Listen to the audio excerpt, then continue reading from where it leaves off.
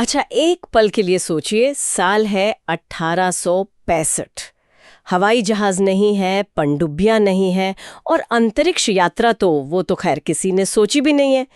लेकिन एक लेखक है जो अपनी कल्पना में ये सब देख रहा है। समुद्र की गहराइयों में घूमने वाली एक मशीन, इंसानों को चांद तक ले जाने वाला एक रॉकेट, यहाँ तक कि स्क्रीन पर वीडियो कॉल करते हुए लोग। उस लेखक का नाम था जूल्स वर्न। और आज का हमारा सवाल ये नहीं है कि वो कौन था, असली सवाल है कि वो क्या था। क्या वो सिर्फ एक कमाल की कल्पना वाला कहानीकार था, या उसके पास भविष्य देखने की कोई शक्ति थी? आज हम इसी रहस्य की गहराई में उतरेंगे। हम जूल्स वर्न की सबसे हैरान करने वाली भविष्यवाणियों को देखेंगे, उनके पीछे के विज्ञान को समझेंगे, और हाँ, उनकी मौत के बाद मिली उस गुप्त पांडुलिपि का भी विश्लेषण करेंगे।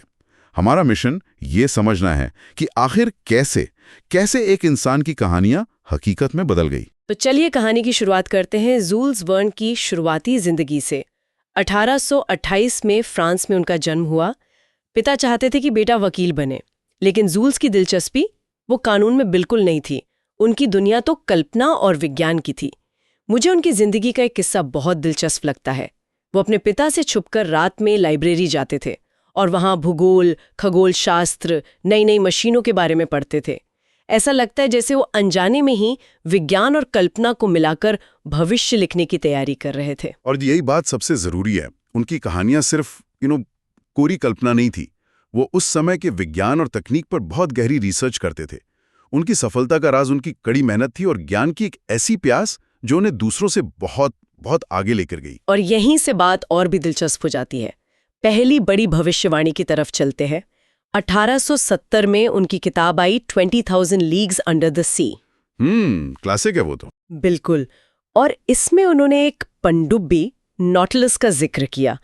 ये कोई मामूली पनडुब्बी नहीं थी, ये बिजली से चलती थी, बिना सतह पर आए हजारों किलोमीटर चल सकती थी। और यहाँ चौंकाने वाली बात है, दुनिया की पहली असली इलेक्ट्रिक पनडुब्बी इस किताब के आने के 27 साल बाद बनी थी। 27 साल बाद? हाँ, और वैज्ञानिकों ने खुद माना कि उसका डिजाइन नॉटिलस से ही प्रेरित था।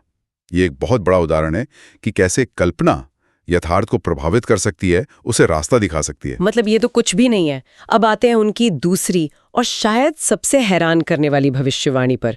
1865 की किताब from the earth to the moon. अच्छा, चांद का सफर, ये तो कमाल है। हाँ, अब जरा इस किताब में लिखी बातों और 104 साल बाद हुए असली अपोलो मिशन के बीच की समानताएं देखिए। पहली बात, वर्न ने लिखा कि रॉकेट में 3 यात्री होंगे। और अपोलो 11 में भी 3 ही थे, नील आर्मस्ट्रॉन्ग, बज एल्ड्रिन और माइकल कॉलिंस। ठीक है, ये एक अच्छा अंदाजा हो सकता है। अच्छा, ठीक है। दूसरा सुनिए, उन्होंने लिखा कि लॉन्च अमेरिका से होगा। हाँ, और अपोलो मिशन फ्लोरिडा से ही लॉन्च हुआ था। ये थोड़ा ज्यादा सटीक हो गया। उस समय अमेरिका कोई स्पेस पावर तो था नहीं। अब बात और अजीब होती है।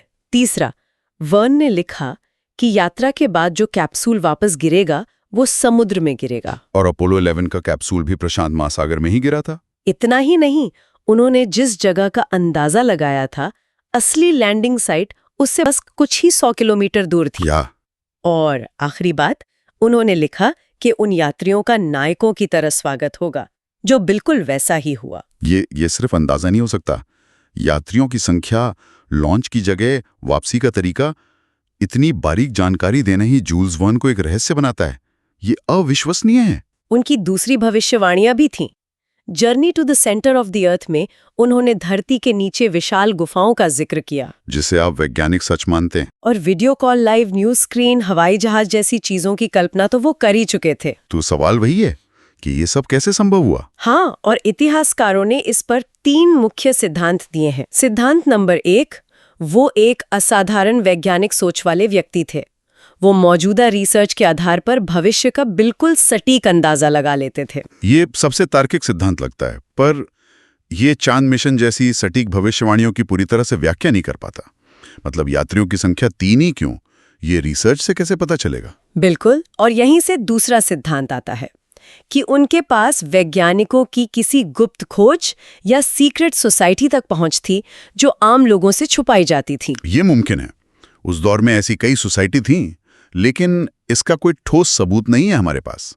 ये सिर्फ एक थ्योरी है। और तीसरा सिद्धांत, वो तो और भी रहस्यमयी है कि वो सच में भविष्य देख सकते थे। कुछ लोग तो मजाक में उन्हें टाइम ट्रैवलर भी कहते हैं। लगता है कि रहस्य सुलझने वाला है। कहानी में एक और मोड़ आता है। 1905 में जूल्स वर्न की मृत्यु हो गई। उनके बाद उनके बेटे को उनकी स्टडी टेबल से एक अधूरी पांडुलिपि मिली। अच्छा। हाँ, और उस पांडुलिपि में जो लिखा था वो किसी मशीन के बारे में नहीं था, वो भविष्य के समाज के बारे में था, और वो बहुत डरावना सच था। उसमें लिखा था, मानव एक दिन धरती के हर हिस्से को मशीनों से जोड़ देगा और फिर उस भीड़ में इंसान मजबूर होकर अकेला हो जाएगा। ये तो आज की दुनिया की बात हो रही है। ये भविष्यवाणी किसी मशीन के बारे में नहीं, बल्कि तकनीक का इंसानी समाज पर जो असर पड़ेगा उसके बारे में थी। और सुनिए, उनके कुछ नोट्स में आर्टिफिशियल इंटेलिजेंस और स्वचालित मशीनें जैसे शब्द भी मिले थे। सोचिए जरा, उस समय में वो आज की दुनिया में कितना प्रासंगिक लगता है ना। बिल्कुल। जूल्स वर्न का जो आखिरी संदेश था वो शायद एक चेतावनी थी। उन्होंने कहा था, जिस दिन विज्ञान सपनों के बराबर पहुंच जाएगा, उस दिन इंसान चमत्कार देखेगा और खतरे भी। क्या वो इसी खतरे की बात कर रहे थे, तकनीक के कारण अकेले पड़ते इंसान की? तो इस पूरी चर्चा का सार क्या है? जूल्स वर्न को फादर ऑफ साइंस फिक्शन कहा जाता है, विज्ञान कथा का जनक। लेकिन मुझे